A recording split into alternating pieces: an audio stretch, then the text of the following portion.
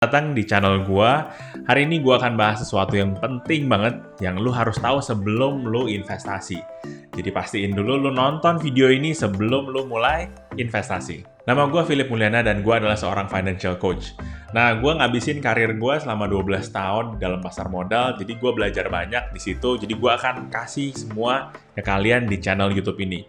Jadi kalau misalkan kalian emang cari channel YouTube untuk investasi, untuk money management dan asuransi, please subscribe dan nyalain notifikasinya dan jangan lupa likes-nya. Nah, sebelum investasi, semua orang harus punya yang namanya investment plan. Nah, di investment plan ini akan ketahuan sebenarnya lu cocoknya untuk investasi ini kemana sih? Apakah di reksadana pasar uang, apakah di saham, ataukah di obligasi, dan lain-lain. Nah, untuk bikin satu investment plan yang solid, lu harus tahu kenapa lu investasi. Nah, kita di sini akan ngelihat 5 pertanyaan apa aja yang lu harus tahu pada saat lu bikin namanya investment plan. Yang pertama, apa tujuan lu investasi? Nah, tujuan lu investasi menurut gua dibagi menjadi 3. Yang pertama adalah untuk safety atau keamanan. Yang kedua adalah untuk income atau pendapatan. Yang ketiga adalah untuk growth atau pertumbuhan. Nah, untuk yang pertama atau safety, itu berarti lu mementingkan keamanan, kestabilan, bukannya ngejar return, tapi lu preserve aset lu. Contohnya di sini adalah mungkin deposito, cash, atau reksadana pasar uang. Nah, contoh yang kedua, income itu berarti mengejar income atau bentuknya bisa berbentuk kupon atau berbentuk dividen dari saham. Nah, ini bisa macam-macam sebenarnya. Ada yang pertama mungkin SBR, ada juga high yield stock seperti Unilever dan lain-lain. Ada juga obligasi korporat atau obligasi pemerintah. Nah, yang ketiga adalah growth. Growth berarti pertumbuhan. Nah, untuk ngejar pertumbuhan biasanya investment yang kita pakai adalah saham. Nah, tujuan ini juga harus lebih spesifik. Bukan berarti cuma untuk ngejar safety, bukan berarti untuk ngejar income, atau ngejar growth. Tapi kalian juga harus definisiin safety-nya itu berbentuk apa. Misalkan gini, safety untuk gua retire umur 45. Atau growth supaya gua bisa beli rumah di umur gua 35. Nah, yang kedua adalah berapa banyak uang yang secara realistis ya, yang lu bisa sisihin untuk investasi. Gua selalu punya pikiran, rule of thumb-nya itu adalah 30% minimal uang lu harus lu investasiin. Tapi semua orang kan pasti beda-beda. Kalau misalkan lu baru mulai investasi, mungkin 30% terasa berat kayaknya buat lu. Nah, bisa mulai dari 5%, it's okay. 10% nggak masalah. 20% even better, 30% ideal. Di atas 30% lagi, it's very good. Nah, tanya ke diri lu sendiri, berapa banyak uang yang sekarang secara realistis lu bisa investasiin? Nah, kenapa lu harus bertanya ke diri lu sendiri, berapa uang yang lu harus investasiin secara realistis? Karena semakin sedikit uang yang lu bisa investasiin, berarti pilihannya juga semakin spesifik. Kalau misalkan lu cuma punya 10.000 untuk lu investasikan, it's okay, bisa investasi di reksadana pasar uang. Kalau minimal 100.000 yang lu bisa investasiin, berarti lu bisa ke reksadana saham.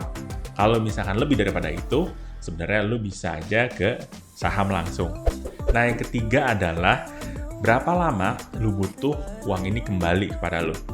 Nah, ini adalah pertanyaan yang kadang-kadang orang suka lupa bertanya pada dirinya sendiri. Contoh, kalau misalkan gue sekarang punya uang nganggur 10 juta, tapi uang nganggur itu cuma bisa bertahan 3 bulan lagi, karena 3 bulan gue harus tarik duitnya untuk bayar uang sekolah anak, misalkan.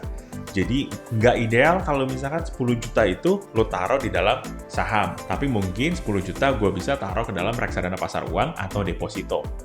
Dan balik lagi, karena 10 juta itu harus safe, nggak bisa turun dari nilainya, berarti kemungkinan adalah ke reksadana pasar uang or deposito. Biasanya, kalau misalkan lu emang mau invest di jangka panjang 5 tahun ke atas, berarti saham dan reksadana saham menurut gua adalah pilihan yang lebih ideal. Tapi kalau lu butuh uang itu dalam jangka waktu 3-5 tahun, mungkin reksadana yang lain seperti reksadana pendapatan tetap, itu adalah lebih ideal buat lu. Tapi di bawah 1 tahun, itu harusnya lebih ke deposito dan reksadana pasar uang, even tunai. Nah, yang keempat adalah berapa banyak resiko yang lu bisa ambil. Bukan berani ambil ya, bisa ambil. Karena berani ambil resiko dengan bisa ambil resiko itu menurut gue perbedaan yang jauh banget. Nah, berapa banyak resiko yang lu bisa ambil sekarang? Lalu harus bertanya sama diri lu sendiri. Balik ke skenario gue yang tadi. Kalau misalkan gue punya uang 10 juta, lalu gue taruh di saham. Begitu sahamnya turun 50%, seperti kondisi sekarang misalkan, 5 juta, apakah gue sanggup untuk menerima risiko itu? Kalau jawabannya adalah enggak, berarti saham bukan buat lu. Tapi kalau lu bilang, oke, nggak apa-apa, 50% selama gue bisa dapat growth di dalam 4-5 tahun ke depan, nggak masalah buat gue. Nah, berarti saham mungkin adalah pilihan yang cocok buat lo. Nah, yang terakhir adalah mutusin lo cocok untuk investasi di mana. Kita bikin semua data yang kita punya, semua informasi tentang diri lo sendiri, dengan kondisi keuangan lo sendiri pada saat ini, kita bisa ambil keputusan lo cocoknya sekarang invest di mana sih. Nah, gue akan kasih lihat di sini contoh investment plan dan gimana cara bikin investment plan-nya. Nah, di sini gue udah kasih lihat basic investment plan yang bisa kita bikin. Nah, mulai dari tujuan yang tadi nomor 1. Tujuannya misalkan adalah growth untuk anak kuliah 10 tahun lagi. Kita semua tahu kalau misalkan biaya kuliah makin lama makin mahal. Biaya pendidikan kurang lebih inflasi ada 10-15% per tahun. Nah, yang kedua, berapa jumlah yang bisa lo investasiin secara realistis. Jangan lupa, secara realistis. Kadang kita punya impian terlalu jauh, terlalu tinggi, tapi gimana caranya kita nyampainya? Oke, makanya gue bilang secara realistis. Nah, di skenario ini secara realistis misalkan orang ini bisa menyisihkan 2 juta per bulannya. Nah, yang ketiga, time horizon. Berapa lama uang itu akan ditarik kembali. Kita nggak bisa bilang, gue nggak tahu sih sampai kapan aja, gitu. Tapi kita harus punya tujuan dari awalnya. Makanya ini yang bisa bikin investment plan kalian oke. Dan kalian nggak usah panik pada saat saham sekarang lagi sell off atau lagi crash atau segala macam. Nah, yang keempat adalah risk levelnya. Risk level yang tadi gue bilang, dari dana yang kalian setorin, dari dana yang kalian investasiin, berapa persen kira-kira yang kalian berani, yang bisa kalian terima risikonya. Kalau hilang semuanya, bukan berani ya, sorry ya.